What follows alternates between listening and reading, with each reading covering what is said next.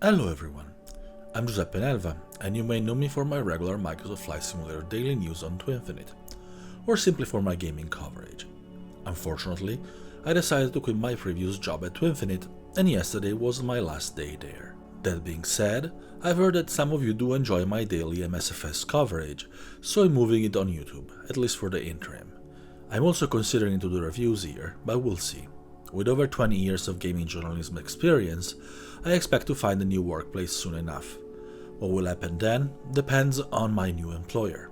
If they like my MSFS news and its daily format, I'll bring it back in its original form on the new site. If they don't, it may stay on YouTube indefinitely. Again, we'll see. Now that you're up to speed on what's going on with me, let's get down to business. When the news are about a video or a trailer, I'll show a few seconds, just enough to introduce it, and you'll find links in the description.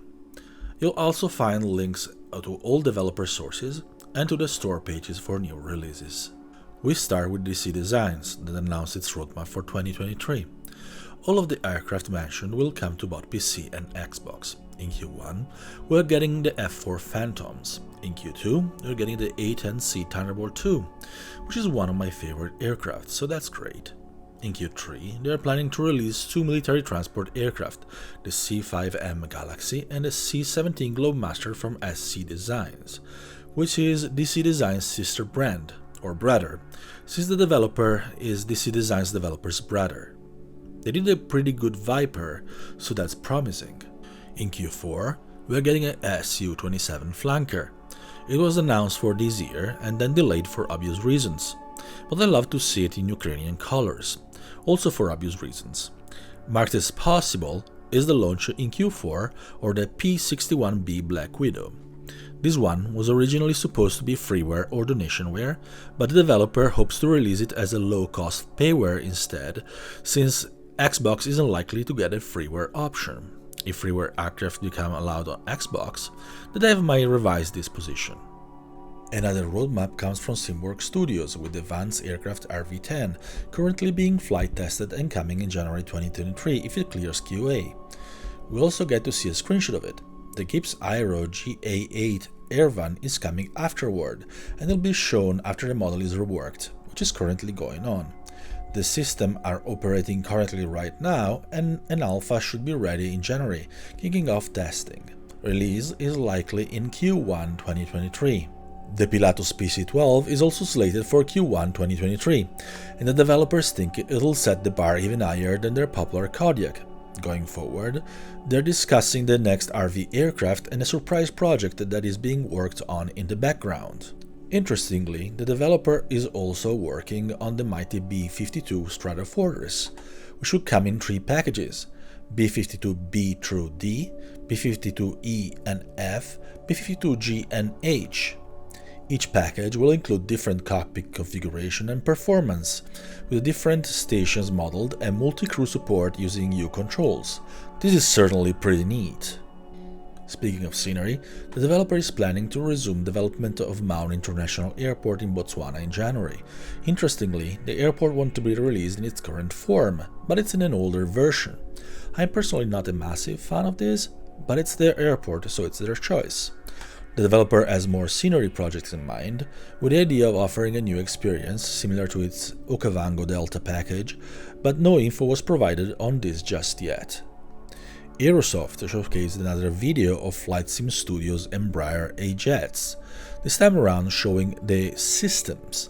That being said, for now we get just a glimpse and not much information. Things like the hydraulic and electrical systems appear to be simulated, which is great to see, but we'll have to wait for more details. At least the trailers by aviation lads are always good. Next, we move to the Boeing 737-800 by Qbit simulations, which finally gets a new video. This is an interesting freeware project, and it may be a good option for those who don't want to splurge for PMTG's version. The aircraft will go open source when it reaches version 0.1, so more people will be able to contribute to its development. This is quite promising. That being said, Qbit still wants to have a solid base ready before that happens. Progress have been made with the implementation of the FADEC engine control system, while the IRS inertial reference system is being coded. Visuals have also been improved, which is certainly visible in the video, which you'll find linked in the description of this video. As usual for this kind of project, you can follow it on Discord, also linked below, and perhaps offer to help yourself. Just Flight provided an extensive video focusing on the center console of its RJ Professional. If you are unfamiliar with the aircraft, it's the Avro RJ, which is the Avro-built version of the BAE 146. We see how the center console features newer avionics compared to the BAE original. Another interesting video comes from Builds, which presented Newark Liberty International Airport by the Drzewiecki design. Please forgive me if I butcher the name. The airport should be coming soon, and it's intriguing to see the partnership with Builds for the trailer. At the moment, we don't really know whether this indicates any kind of exclusivity or not. It's unlikely, well, we'll see. Speaking of new releases, FSLTL launched its version 1.1, which is a very big update for this free community-created AI traffic package. New models have been added, including the Embraer 190 and 170, the Airbus A380-800, the Airbus A220-300, the Bombardier CRJ-700, and the Boeing 737 freighter. We're also getting over 250 liveries, with a focus on completing missing major airlines and adding more for regions that had few liveries like China. On top of that, contrails have been fixed and improved. The A320 family now has both CFM and IAE sounds, and more fixed and tweaks have been applied. As usual, you can download these via the fly-by-wire installer. Not many know this, but I've helped out with the creation of FSLTL, so I'm really proud to see how far the team has managed to carry it. I may be biased, but I doubt many will deny that this is by far the best AI package available at the moment. Moving on to payware airport releases, Impulse Simulation launched Canberra Airport, which is available on Orbx Direct for approximately $23 US. It's the airport serving the much-forgotten capital of Australia. How many of you thought it was Sydney? Be honest. It's actually a bit small for a capital city airport, but Canberra isn't exactly a megalopolis either, so it makes sense. We stay on Orbx Direct for another release by Orbx itself, Bolzano International Airport in Italy. It's available for approximately $17 US, and it's an extremely scenic airport among the Alps.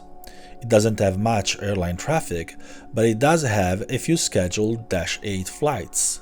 Another release comes from Vuelo Simple, and it's Martin Miguel de Gómez International Airport serving Salta, the capital city of Salta province in Argentina. This is a smaller airport, but it's still well connected with domestic scheduled flights. You can find it on SimMarket for approximately $11 US plus tax. Last but not least, we stay in South America with São Paulo Catarina Executive Airport, a general aviation airport serving the city of São Paulo in Brazil. It's a rather new airport with international capabilities but no scheduled flights. You can find it on the Brazilian Gear Down simulation portal for about $10. The developer already confirmed that it's also coming to the official marketplace and Xbox. And it is all for today. I hope you like the new format, and I'm happy to receive comments and constructive criticism if you have any. I guess now I need to get used to doing the typical like and subscribe YouTuber request, so please do it if you're so inclined. This certainly helps. Incidentally, if you're interested in my gaming coverage, I'm going to quickfire the relevant news I see on Twitter until I finalize my next employment. That is also linked in the description. Thank you for watching and have a great day.